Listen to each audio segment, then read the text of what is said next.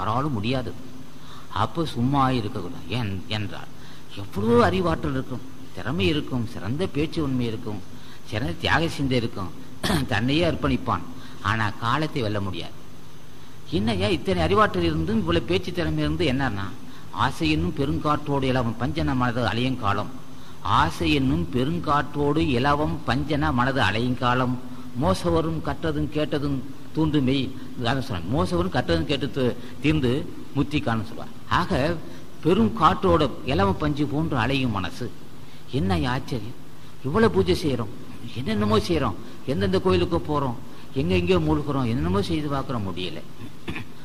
அப்ப என்ன காரணம்? பெரும் நம்மளை பஞ்சிப்பது மிகப்பெரிய இந்த காமதேகம். இதை ஏன் சொல்லுகிறேன் என்றால் அச்சுறுத்துவதான் நினைக்க வேண்டாம். இதை வெல்லுகின்ற வல்லமை இருக்கு. அது என்ன செய்யும்? மிகப்பெரிய அறிவுள்ளவனையும் தூக்கி குப்பையில போட்டு போடுமே. சாதாரண விஷயம் அல்ல, சிறந்த அறிவாற்றல் இருக்கும். அதான் சொல்றேன், ஆசை என்னும் பெருங்காற்றோட பஞ்சனம் அலை அலைங்காலம், மோசவரும் கற்றதும் மோசவரும் அதனாலே கற்றதும் கேட்டதும் தூண்டு முத்திக்கான நேசமுன் வாசம் போய் புலனாகி கொடுமை பற்றி நிற்பர் என்றோ தேசு பழுத்த பழுத்த பராபரமே நிராசை என்ற தெய்வம் உண்டான. நிராசை, ஆசையற்ற தன்மை வேண்டும். எங்கேயா ஆசையற்ற தன்மை? சின்ன விஷயமா அது? யார் ஆசை வேண்டும்? ஆசையற்ற தேகத்தை எப்படி பெறுவது? மனைவியை விட்டு விடுவதா, அல்லது மனைவி கணவனை விட்டு விடுவதா, இல்லை உலகத்தை விட்டு ஓடுவதானா? முடியவே முடியாது.